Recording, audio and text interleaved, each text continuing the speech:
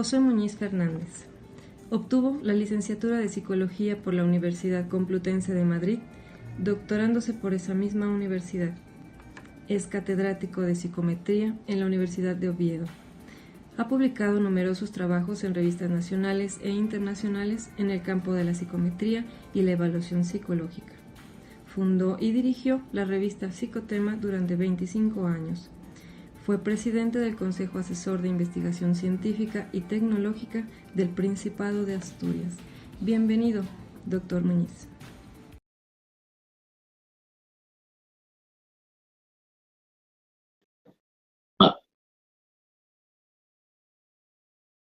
Vale, muy bien, perfectamente. Bueno, buenos días. Muchas gracias a la Universidad Autónoma de México por esta invitación y a la Facultad de Medicina en especial.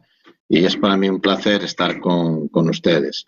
Bueno, el título de la conferencia, como tienen ahí probablemente en las transparencias, es Perspectivas actuales y desafíos futuros de la evaluación desde la psicometría.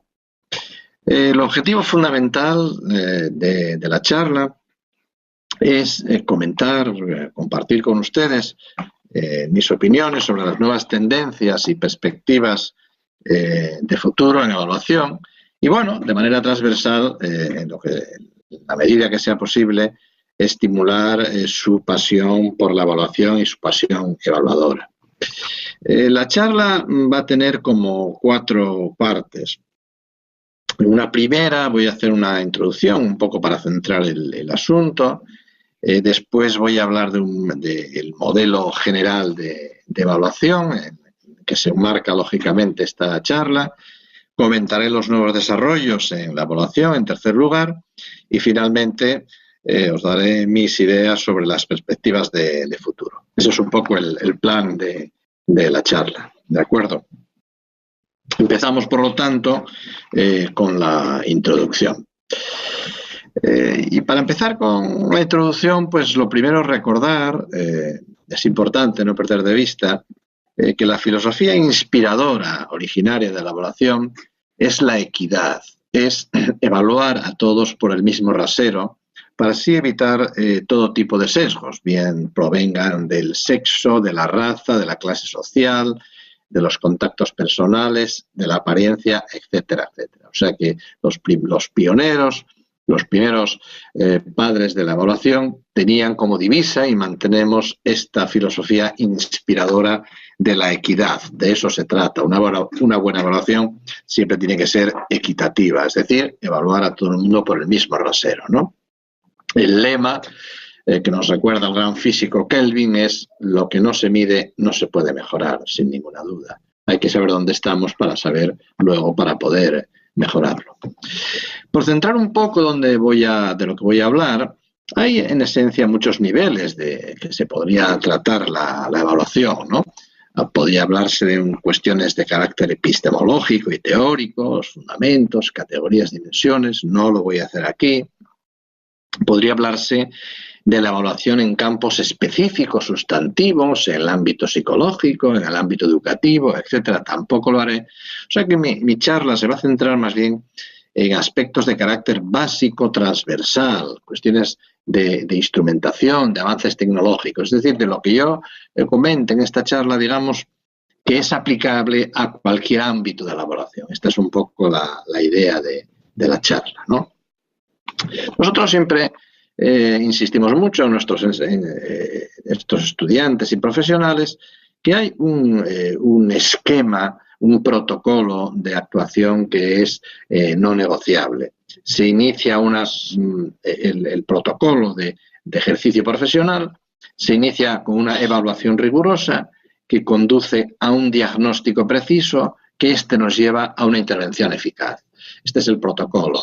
Por lo tanto, a la base de todo este protocolo, sigue cualquier profesional del ámbito médico, psicológico, educativo u otro cualquiera, a la base siempre está la evaluación rigurosa. Por lo tanto, si se falla ahí, todo lo demás, el edificio se viene abajo. Es muy importante, por lo tanto, cuando evaluemos, hacerlo de forma rigurosa y objetiva, y de esto es de lo que hoy vamos a hablar aquí, ¿no? Hay un famoso, dentro de este esquema, este protocolo que acabo de comentar, hay un famosísimo y clásico libro de Paul Mill, que ya publica en 1954, sobre el paso del diagnóstico, de la evaluación al diagnóstico, ¿no? Y la recomendación final de este clásico libro de Paul Mill es que hay que siempre complementar los juicios de carácter clínico personal obtenido por entrevista u otros métodos con las evidencias empíricas. Ciertamente, de lo que yo voy a tratar hoy aquí fundamentalmente es de las evidencias empíricas obtenidas mediante los instrumentos de medida. Una evaluación, digamos desde el punto de vista teórico, siempre tiene tres patas, tres componentes, ¿no? Para tomar una decisión. Está por un lado el juicio profesional, que proviene de la entrevista, de la interacción personal, etc. Están los datos provenientes de los instrumentos de medida, test, cuestionarios, escalas, que son lo que me centraré yo hoy aquí, y hay una tercera pata, que son otros datos de carácter personal, informes de otras personas, aspectos contextuales, etc. Muy importante desde el punto de vista deontológico, la decisión siempre la toma el evaluador, que por supuesto ha de apoyarse en esos tres aspectos. Hoy, aquí, yo voy a centrarme fundamentalmente en el segundo, que son los instrumentos de medida, cómo tienen que ser, etcétera, etcétera. Pero esto es un poco el marco, ¿de acuerdo?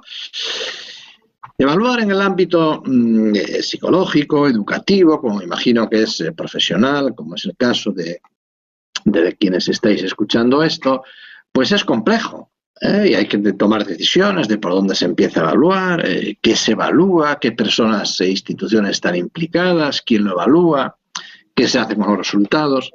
Por lo tanto, en definitiva, para llevar a cabo la evaluación, se necesita un modelo integral de evaluación. Esto es muy importante. El modelo clásico general de evaluación, digamos que tiene 7 componentes a los cuales hay que dar respuesta, y yo hoy aquí me voy a hacer que tener muy claro los 7 componentes que toda evaluación, que todo proceso de evaluación debe dar una respuesta clara y objetiva. De lo contrario, el proceso de evaluación no llegará a buen término. La primera aspecto al que hay que dar una respuesta clara es qué se evalúa y para qué. Esto es esencial para que las personas evaluadas tengan total transparencia respecto al proceso evaluador. Si esto no se hace bien, puede sesgar perfectamente todo el proceso de evaluación. En segundo lugar, hay que identificar con mucha claridad las partes legítimamente implicadas en la evaluación. Es decir, quiénes están implicados legítimamente, aparte de la propia persona evaluada o institución. Puede haber otras muchas partes implicadas, que son supervisores, departamentos, etcétera, etcétera. Todas ellas juegan un papel, todas las partes implicadas. Si esto no se tiene en cuenta, puede fallar completamente la evaluación. En tercer lugar, debe quedar muy claro quién evalúa sus competencias. Y en cuarto, que es un poco el leitmotiv, el origen de esta charla, es cómo se evalúa. La metodología, los test, por supuesto, tienen que ser rigurosos, objetivos, fiables, válidos, etcétera. De eso hablaremos. Pero en mi actividad habitual de consultor y demás, suelen lógicamente llamarme para este aspecto de la parte del cuarto punto que estamos tratando, del cómo. Sin embargo, muchas veces el proceso evaluativo ya se ha estropeado en las fases anteriores y ya da un poco igual el tipo de pruebas que utilicemos porque nos han seguido un poco los aspectos que estoy comentando. Esto es muy, muy importante tenerlo presente, ¿no? Con mucha frecuencia, cuando llego a aconsejar a una institución o a un tipo de empresa, etcétera, para cuestiones de tipo metodológico, con los test cuestionarios, sencillamente el proceso ya está muy viciado, ya está, digamos que los pasos previos no se han seguido como debe de ser. Por tanto, es muy importante. El mensaje es, en definitiva, que en un proceso de evaluación no solo hay que tener, por supuesto, los instrumentos de evaluación, sino otros muchos aspectos. En quinto lugar, muy importante, es el feedback, la retroalimentación, la información, que se da a las partes legítimamente implicadas. Cada parte legítimamente implicada en una evaluación debe recibir su informe. Por lo tanto, el evaluador debe enseñar con mucho cuidado qué tipo de informes va a hacer según el tipo de receptor. Una evaluación siempre genera varios informes, dependiendo siempre de los receptores. No es lo mismo el informe para el político de turno, que lo necesita, probablemente muy breve, es lo que se denomina un informe ejecutivo, que el que recibe el director del departamento, etcétera, etcétera. No olvidemos que tal vez podemos llevar a cabo una buena evaluación, pero si fallamos en el feedback, en la retroalimentación que damos a las partes, la evaluación ha fallado. En sexto lugar, una evaluación siempre tiene que generar planes de mejora, es decir, no se evalúa por evaluar, de ella se deduce que algo hay que mejorar.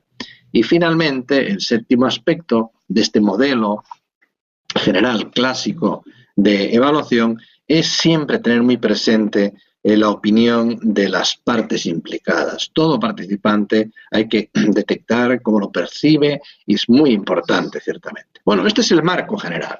Dicho lo cual, yo, lógicamente, en esta charla voy a centrarme en el apartado cuarto, era cómo se evalúa, es decir, la metodología, los cuestionarios, etc. Pero ciertamente quería resaltar estos aspectos más generales de la evaluación porque, insisto, con mucha frecuencia me encuentro con que el proceso evaluativo ha sido se ha estropeado independientemente del tipo de pruebas que se utilicen.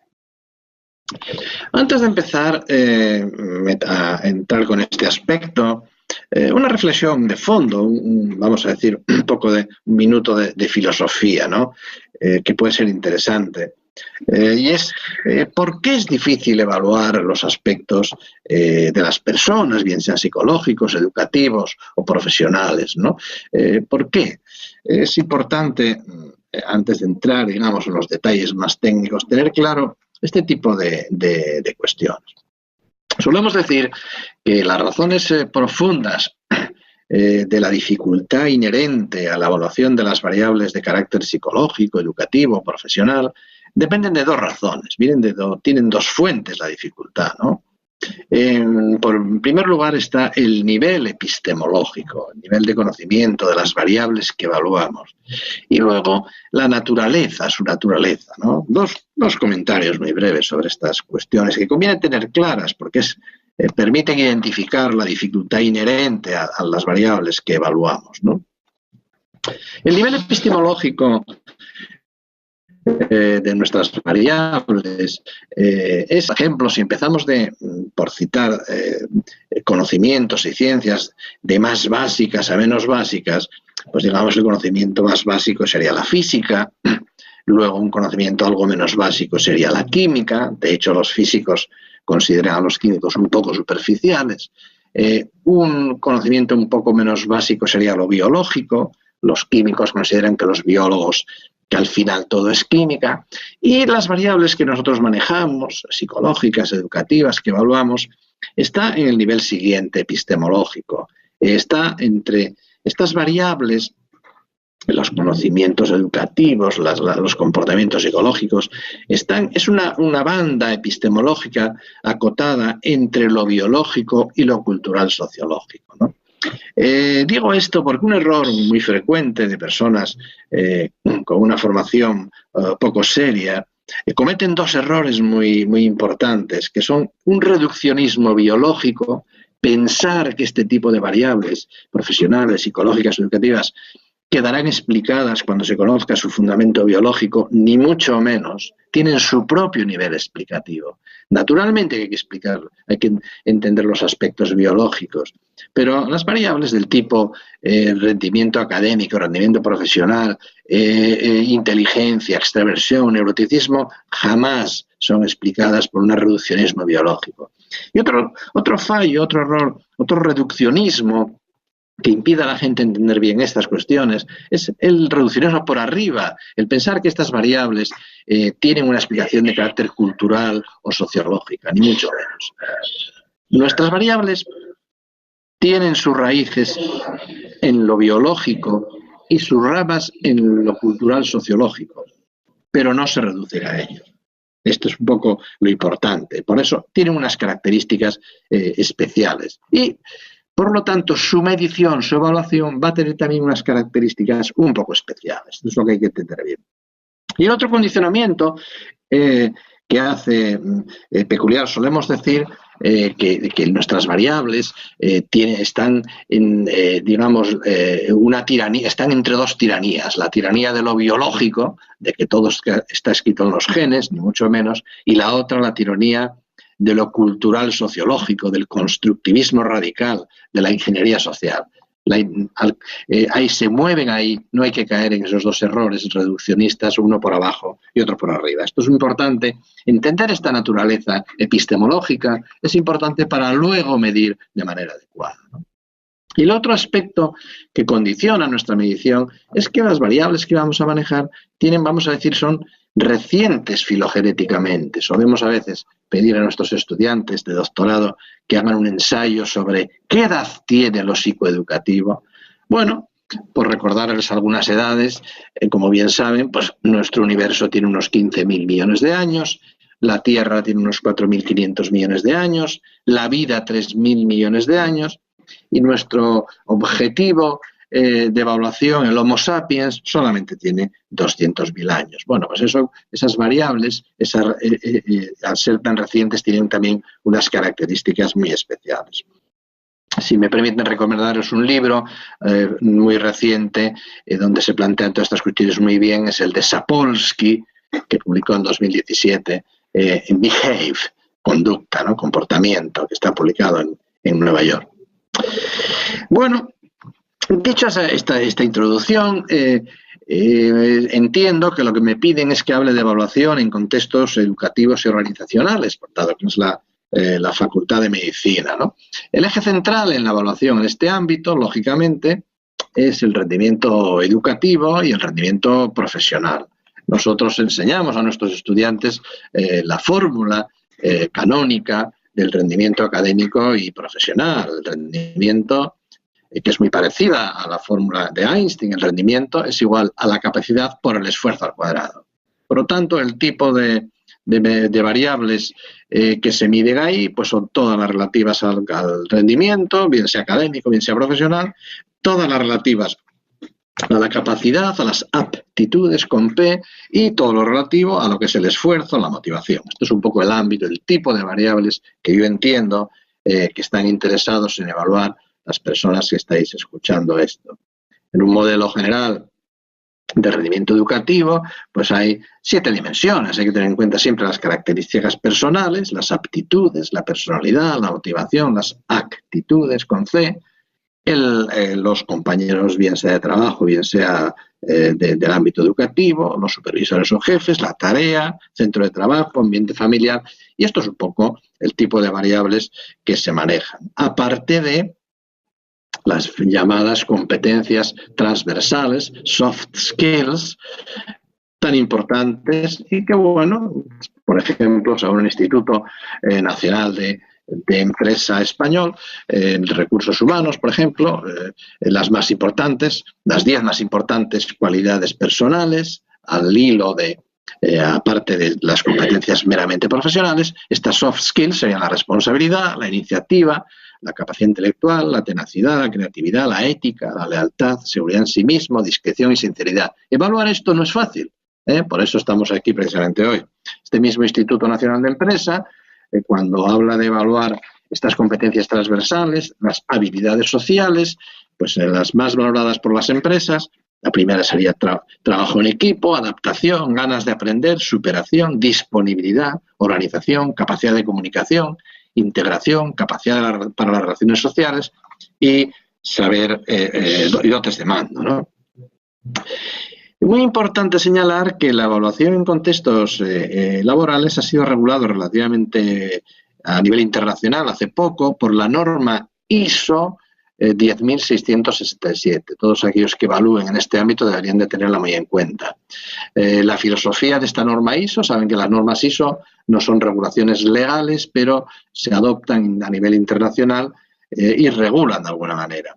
Pues la regla fundamental de esta norma ISO 10667 es que las personas hay que evaluarlas siempre basadas en evidencias empíricas. Siempre hay que ser capaz de responder de la evaluación que hacemos mediante evidencias empíricas. Toda evaluación que sea llevada a cabo que no esté respaldada por evidencias empíricas no tiene ningún valor ni ante cualquier autoridad de carácter deontológico y profesional o incluso legal, si ello ocurriere, ¿no?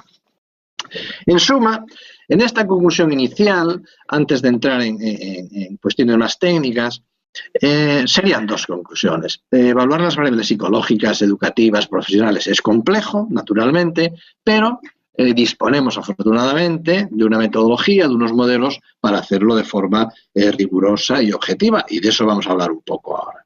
Lo primero que vamos a decir es, vamos a ver, en este tipo de variables que he caracterizado de una manera así a grandes rasgos, ¿qué avances recientes observamos? ¿Por dónde van los tiros? Esto es un poco lo que vamos a comentar. Como curioso, yo personalmente acabé mis estudios de psicología en la Universidad Complutense de Madrid en 1977. En fin, por aquellas fechas había una tecnología psicométrica sencilla, existían tarjetas perforadas, ordenadores inmensos, no había, por supuesto, portátiles y, curiosamente, no existía Internet. O sea que, aunque muchos de ustedes no lo crean, hay vida más allá de Internet, ¿no?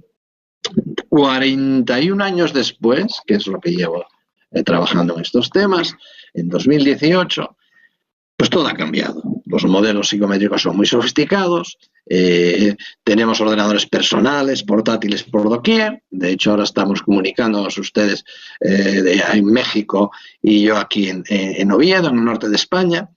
Internet y Google están ahí cambiando nuestras vidas y la evaluación, como comentaré más adelante, se está volviendo cada vez más informatizada, evidentemente. Estos grandes cambios han producido, y lo que voy a comentar ahora es qué ejes de desarrollo han seguido, cómo se han producido estos grandes cambios, qué líneas. Bueno, voy a distinguir 6 grandes avenidas, 6 grandes líneas por las cuales han entrado los cambios en la evaluación de personas, bien de carácter, bien sea, como digo, de carácter psicológico, educativo, de ciencias de la salud, social, etc. Estos 6 ejes que voy a comentar, por los cuales se han introducido los grandes cambios en la evaluación, son los modelos de medida, la tecnología utilizada, el tipo de ítems, la fiabilidad, creo que ustedes llaman confiabilidad, la validez y el uso de instrumentos de medida. Esas son las 6 grandes avenidas por las que se han introducido todos los cambios en la evaluación. Voy a comentar un poco en cada uno de ellos. Primero, los modelos de medida.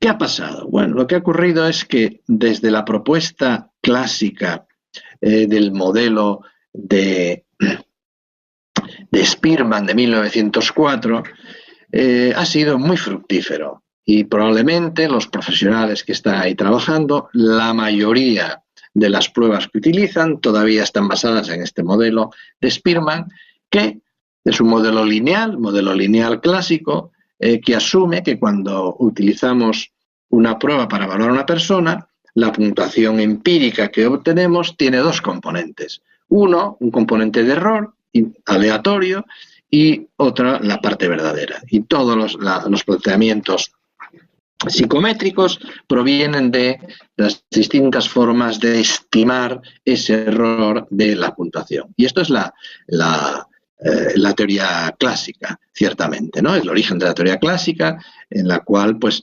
básicamente para 1950, en el libro de Gulliksen, sintetiza perfectamente toda la teoría clásica. ¿Y qué problemas tiene ese planteamiento originario en Spearman que no sabía resolver adecuadamente y por lo que surge la teoría de respuesta a los ítems? Es decir, eso es lo que hay que entender muy bien. ¿Qué problemas existían? ¿Qué no sabía resolver adecuadamente la teoría clásica? Pues el problema fundamental que tenía un poco acomplejados a los, vamos a decir, a los científicos de las ciencias sociales y de la salud cuando utilizaban pruebas es que en la teoría clásica, si se evalúa una variable, pongamos la inteligencia, a 3 personas distintas, con 3 test de inteligencia, no hay manera de responder, no se pueden comparar las personas, no se puede decir qué persona es más inteligente. ¿Por qué? Porque la teoría clásica, cada uno de los test mide una escala diferente. Y esto realmente constituía un problema serio para, digamos, a nivel científico para la evaluación de las ciencias sociales y de la salud. ¿Qué es el meollo? ¿Cuál es la gran aportación de la TRI?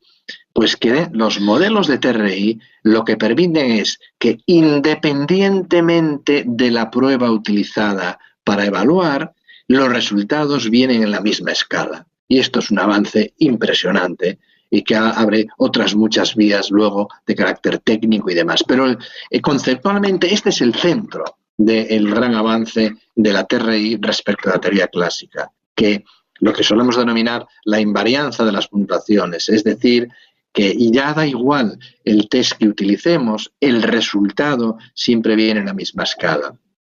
Podemos decir que con la TRI la época en la que había que utilizar el mismo test con todas las personas ha terminado y, como luego veremos, se generan nuevos tipos de test. Este es el gran cambio en cuanto a los modelos psicométricos. Es el gran avance. Por supuesto, dentro del marco clásico sigue funcionando un modelo denominado la teoría de la generalizabilidad, que permite explorar un poco las fuentes de error, y por supuesto dentro del marco clásico sigue funcionando el modelo de test referidos al criterio, que permite evaluar aspectos a nivel educativo y profesional.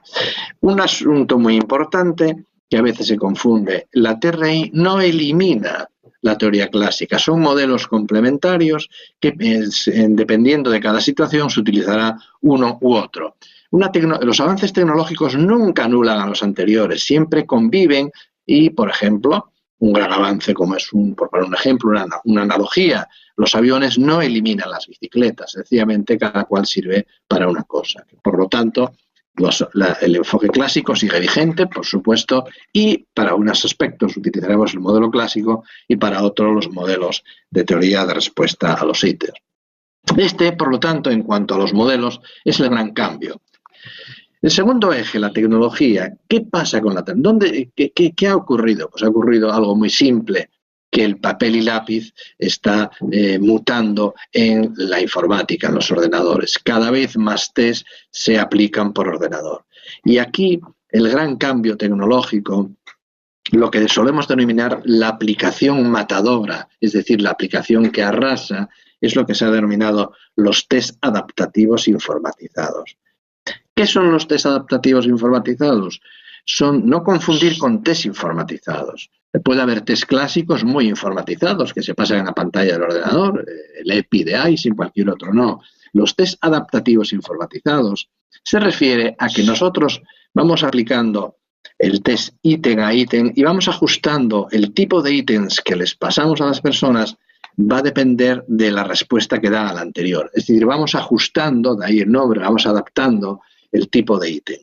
Es decir, que a cada persona pasaremos un test distinto adaptado a sus características. ¿Por qué podemos hacerlo? Porque los modelos de TRI, como comenté antes, permiten, independientemente del test que utilizamos, que el resultado esté en la misma escala. Esto es la gran aplicación. No hablo de ciencia ficción, esto se está utilizando masivamente. En nuestro propio grupo de investigación ha generado varios test adaptativos informatizados, uno para evaluar clima laboral, otro esquizotipia, etcétera. Hay muchísimos, ¿no? Incluso en algunos países pruebas para acceder a la universidad, etcétera, se utilizan de esta manera. Por lo tanto, ese es el gran cambio en la tecnología, la evolución del papel hacia la informática. La tercera avenida por la que se introducen los cambios, el tipo de ítems, grandes avances en su elaboración.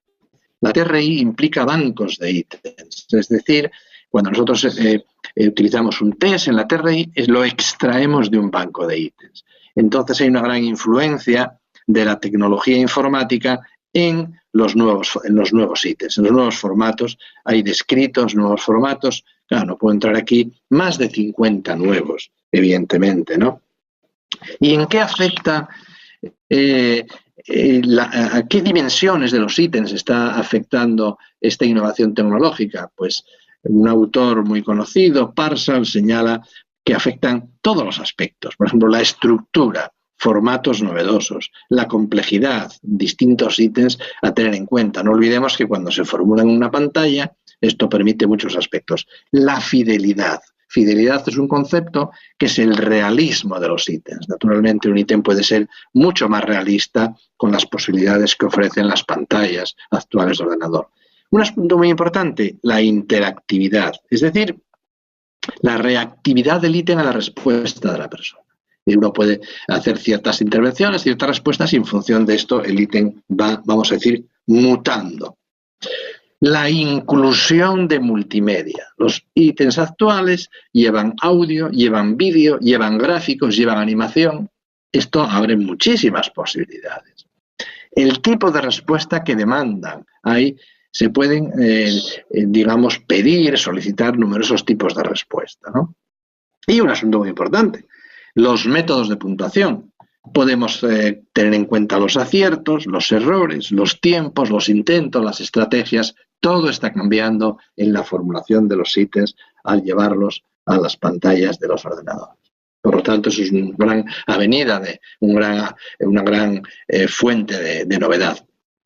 El cuarto aspecto más relevante en los grandes cambios es la fiabilidad, o como ustedes creo que dicen, confiabilidad. ¿Cuál ha sido el gran cambio? El gran cambio aquí ha sido el paso de un indicador, general de fiabilidad, como es, por ejemplo, el coeficiente alfa de Cronbach, que es un indicador interesante, pues nos dice, bueno, pues esta prueba, como término medio, tiene una fiabilidad de 0,8, 0,9, esto está bien. Pero lo que no nos indica el modelo clásico, no nos indica cuál es la fiabilidad de la prueba en función de la competencia de la persona. Es decir, la psicometría clásica sabe ya que una prueba no es igual de fiable para todas las personas. Y aquí es el gran avance de la función de información de la TRI, que nos permite evaluar la fiabilidad de las personas para cada nivel. Es decir, este test para este tipo de persona tiene esta fiabilidad, para este tipo de otra, y genera las famosas funciones de información, tanto de los ítems como del test. La quinta avenida de novedad es la validez. La validez, como ustedes saben perfectamente, es asegurarse de que la prueba que estamos utilizando evalúa aquello que pretende medir. Una breve historia. El primer concepto de validez ya proviene de 1904, de Thorndike, la correlación con el criterio. Thorndike escribió un libro muy interesante de psicometría en 1904. Y hay una anécdota interesante, y es que se lo envió a su gran maestro William James, con una dedicatoria que le decía: maestro, le envío este libro, no se le ocurra a usted leerlo porque los números y los gráficos le volverán loco, pero por supuesto haga que todos sus alumnos lo lean. Muy sensato, desde luego, ¿no? La segunda propuesta es del 51, Cureton, la validez de contenido. En tercer lugar, sigue evolucionando en 55, Cronbach y Mill propone la validez de constructo. Por eso llegó a hablarse de la santísima trinidad de la validez, contenido, criterio, constructo. Para el año 89, Messick propone la validez consecuencial, es decir, incluir dentro de la construcción de la prueba el análisis de las posibles consecuencias del uso de la prueba. Y hoy día, vista esta evolución, digamos que en los estándares de la American Psychological Association, publicados los más recientes, 2014, y ya los de 1999, nuestra concepción actual de la validez es de carácter unitario y general. Es decir, validar una prueba en realidad no es validar la prueba, es validar las inferencias que se hacen a partir de las puntuaciones de la prueba. Y por lo tanto sigue la lógica de cualquier otra, vamos a decir, validación científica. Es decir, hay que aportar evidencias de validez, y así se habla ahora. No se habla de tipos de validez, sino de evidencias de validez que las que hacemos a partir de las puntuaciones de la prueba son adecuadas. Este es el gran cambio en la validez. Un aspecto muy importante, muy debatido en el contexto de la validez, y que no puedo pararme mucho, son el problema actual de los autoinformes, ¿no? Hay, como ustedes saben, seguramente todo una manera, la utilización de autoinformes, en el cual la persona informa sobre sí misma mediante pruebas, escalas, etcétera. Esto plantea problemas serios, sobre todo en determinadas situaciones de selección de personal y demás, la posible distorsión que se produce. Hay toda una literatura psicométrica especializada para plantear alternativas a los autoinformes. No puedo detenerme aquí, como son las pruebas ipsativas, test comportamentales, test situacionales, test de asociación implícita, indicadores neurobiológicos, heteroinformes o proxies, estrategias psicométricas. Es decir, hay toda una fuente de especialización intentando salvar la validez de los datos obtenidos mediante autoinformes. Claro, la gran ventaja de los autoinformes es que son muy rápidos, muy económicos, evidentemente, pero tienen muchos problemas, ciertamente. Finalmente, el sexto aspecto sobre que ha evolucionado notablemente de la evaluación es el uso de los test. Hay un interés creciente que proviene como les he comentado, de los planteamientos de la validez consecuencial, de tener en cuenta la consecuencia del uso de los test. Miren, para que un test, una prueba, una escala sea adecuadamente utilizada, tienen que darse dos condiciones. Uno, que el propio instrumento de medida tenga unas propiedades psicométricas adecuadas, y dos, que los profesionales que lo utilizan estén preparados. Si se juntan estos dos aspectos, pues habrá un uso adecuado.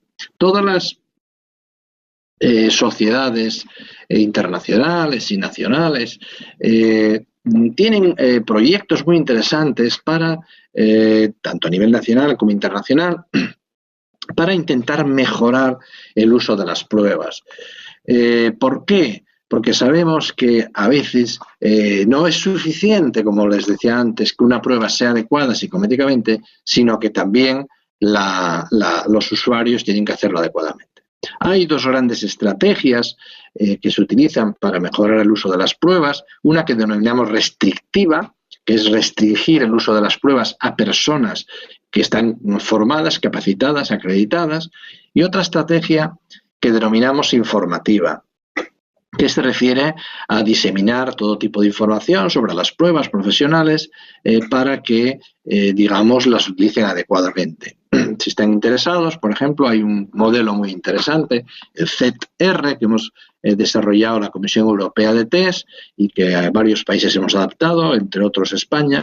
Pueden consultarlo en la página web del Colegio Oficial de Psicólogos de España. Es libre, lo pueden bajar libre, y es un modelo de evaluación de la calidad de las pruebas. Este modelo ha tenido mucha influencia en todos los países y en España en particular, porque de alguna manera es una especie de golden rule, es un modelo que ahora los editores de pruebas hacen a los autores que sigan para construir, para desarrollar instrumentos. Por lo tanto, es muy importante este ZET-R, que se refiere, ZET-R significa Cuestionario Evaluación de Test, la RD revisado.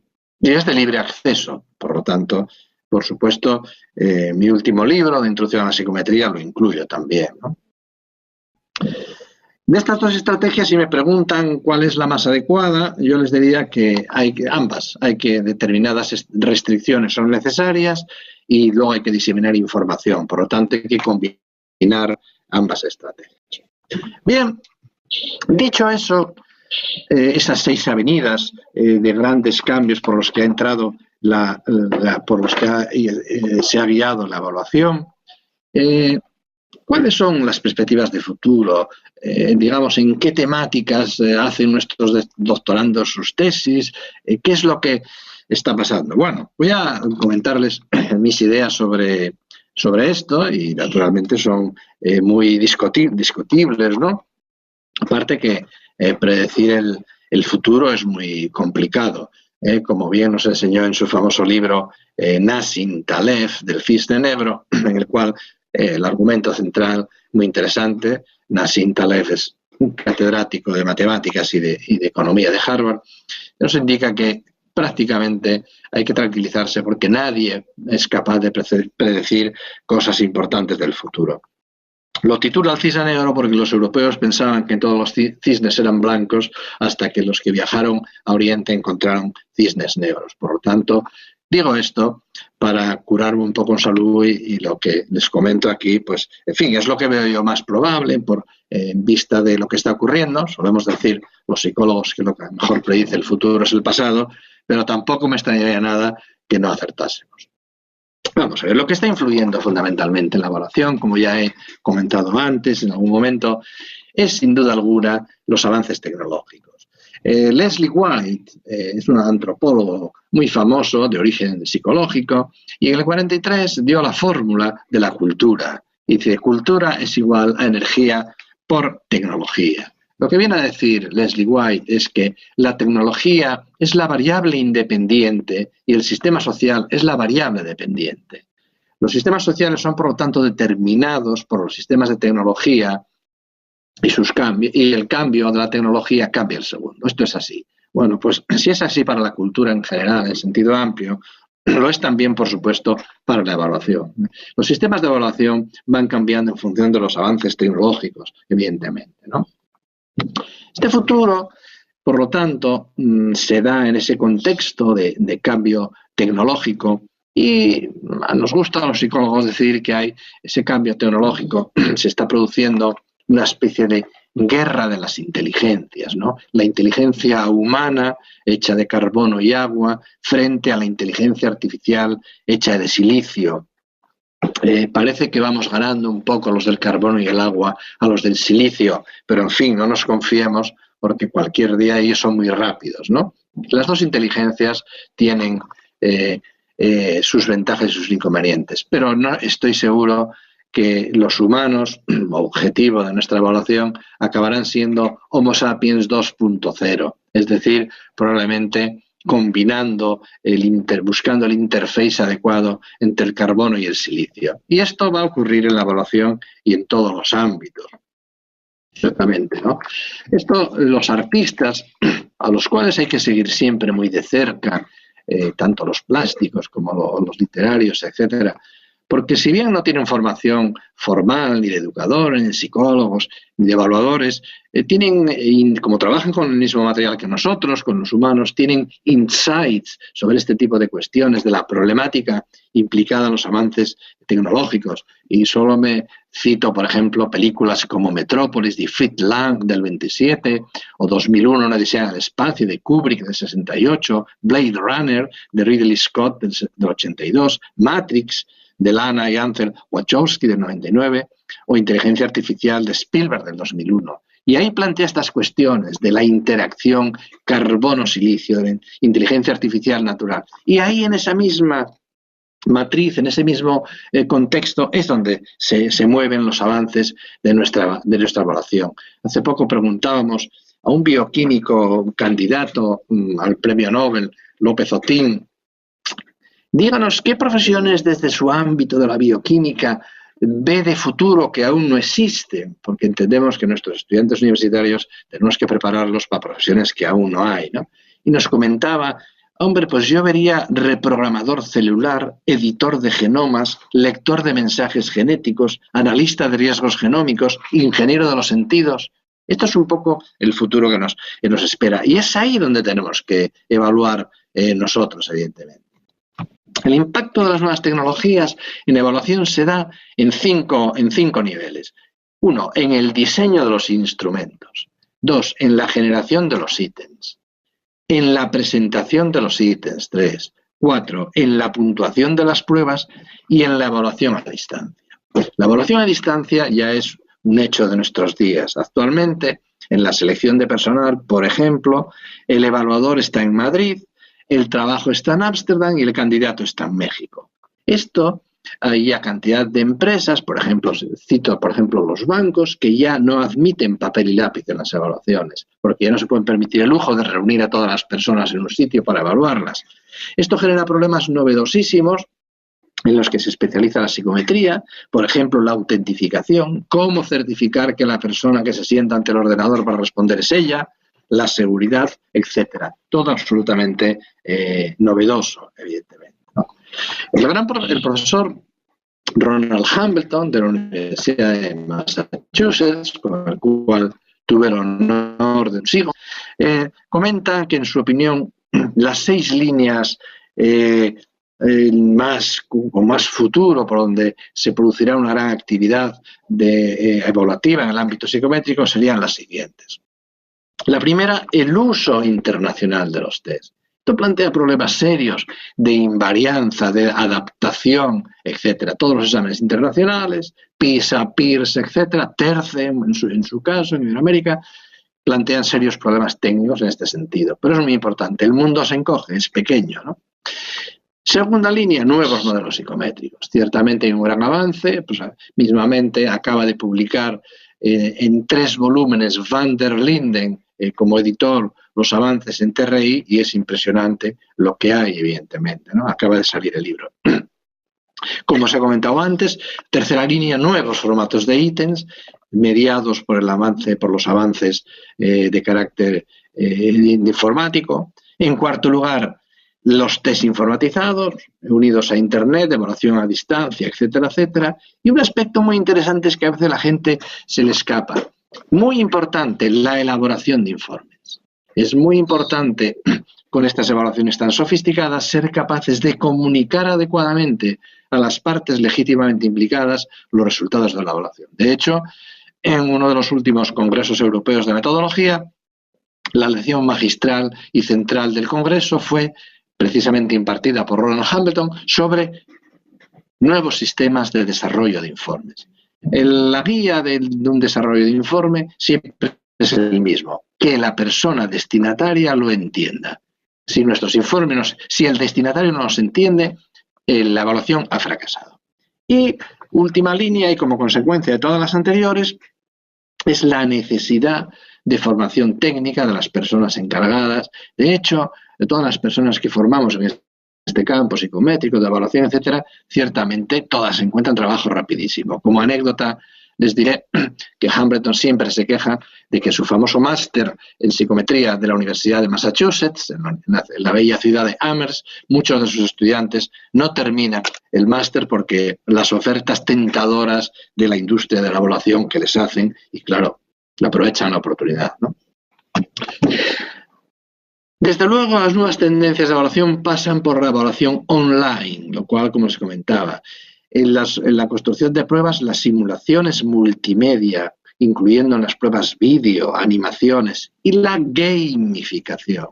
Nuestras pruebas se van pareciendo cada vez más a los juegos de Mario Bros. Y compañía, amenos, rápidos, y encaja muy bien en la cultura juvenil, en nuestros futuros clientes o usuarios. Por ahí ciertamente están yendo los tiros.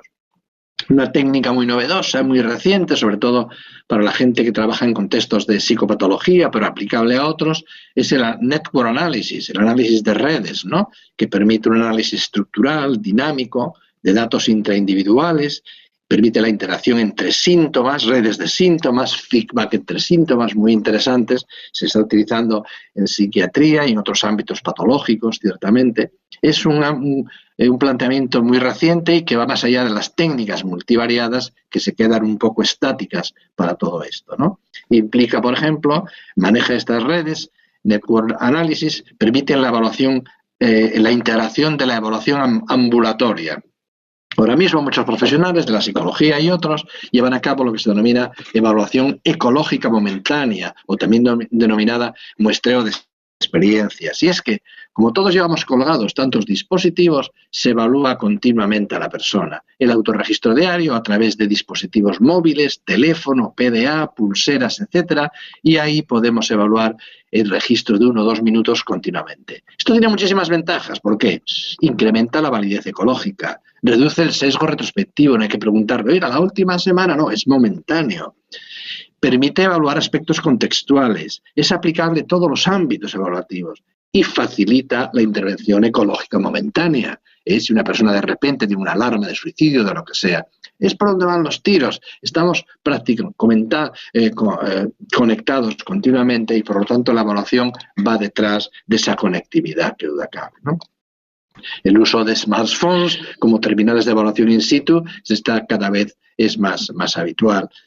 Esto plantea una cosa curiosa, y es que necesitamos técnicas muy poderosas para analizar todo ese canal tan potente de datos, y es aquí donde surge el concepto de data mining, de minería de datos, o de, como actualmente casi se denomina más, big data, el análisis de grandes datos. Curiosamente, nuestras técnicas multivariadas potentes, correlación canónica, análisis factorial, etcétera, se han quedado muy pequeñas. Ya no permiten analizar esta inmensidad de datos que generan las personas mediante dispositivos o en las redes sociales. Tal vez conozcan un trabajo muy reciente, 2013, en el cual unos autores ingleses encuentran que el análisis de los me gusta de Facebook es mejor predictor de la personalidad que el famoso test Big Five. Por aquí van las líneas de investigación,